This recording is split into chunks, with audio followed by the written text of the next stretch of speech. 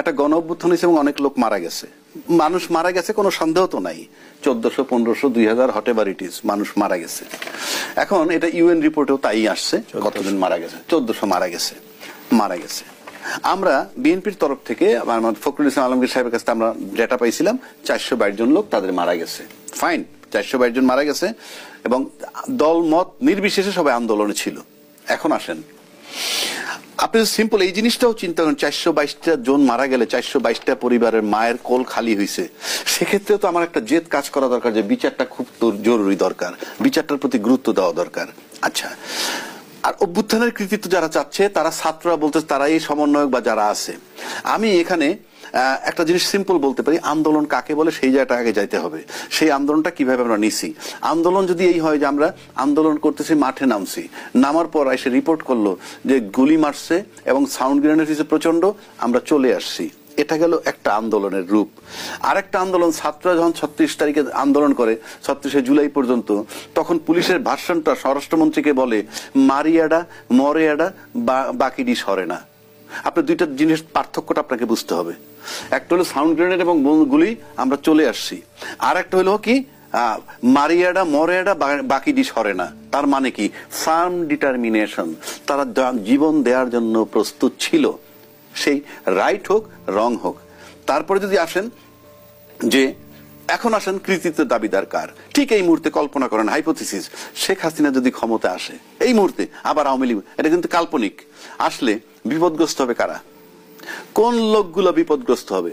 আপনি আমি সবাই বুঝি, এই যারা বিপদগ্রস্ত হবে তারাই আন্দোলনকারী এবং আন্দোলনের কৃতিত্ব তাদের।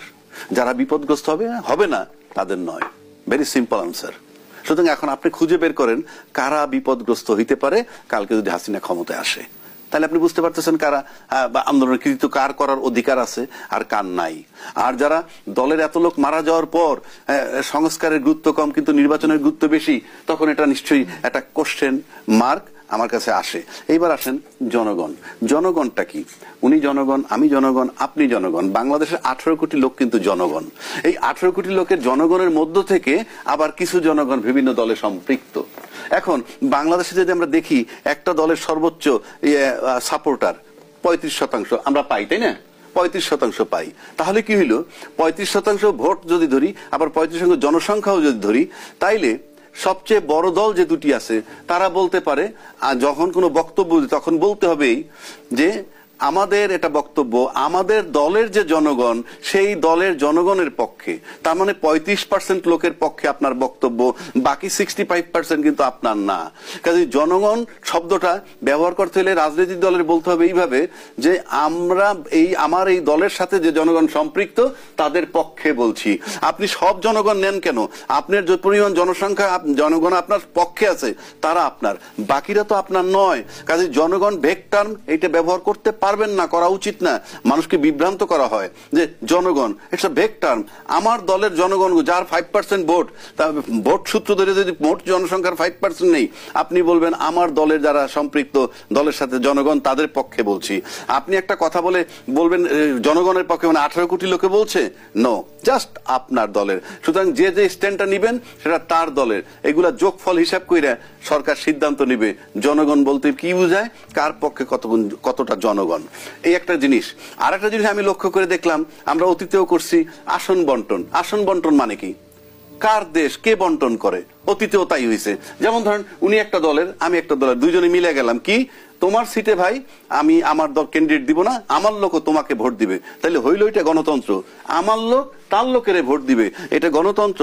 প্রত্যেকের ইন্ডিভিজুয়াল নির্বাচন করতে হবে, জোট ফোট পরে কে কার সাথে সম্পৃক্ত হবে। আমরা দেখতে চাই সুষ্ঠু অবাধ নির্বাচনটা কিভাবে হয়। আপনার এলাকায় আপনি দাঁড়াবেন, সেখানে আমার সমর্থন, আমার প্রার্থী না দিয়ে বলবো আমার লোক আপনাকে ভোট দিবে, তারপরে পাশ করে আসবেন, তাহলে আমার লোকগুলা তো স্বাধীনতা নাই। যেটা দলে জোটে হয়, প্রার্থী দিল না, বললো যে এখানে অমুক দলের প্রার্থী, আমার প্রার্থী দিব না, আমার দল তোমাকে ভোট দিবে। তার মানে কি হলো? তাহলে তো আমার যে ভোটারটা, সেই ভোটারটা তো ইনফ্লুয়েন্সড, তাকে আমি ফোর্স করছি। কোথায় গণতন্ত্র? এইগুলা চেঞ্জ হইতে হবে এবং এটার জন্য যে সংস্কার দরকার, আমূল পরিবর্তন দরকার এবং চেঞ্জ হবে। বাংলাদেশ এখন সেই আগের জায়গায় নাই, আমি আপনাকে মনে বলিয়ে দিচ্ছি। 5ই আগস্ট বাংলাদেশে কেউ কল্পনা করে নাই শেখ হাসিনা চলে যাবে, যখন তার পুলিশ প্রশাসন, আর্মি, মিলিটারি সব তার, রাস্তাঘাট সব তার, সাউন্ড গ্রেনেড আকাশ থেকে মারে সবই তার। তারপরে সে পালাইছে।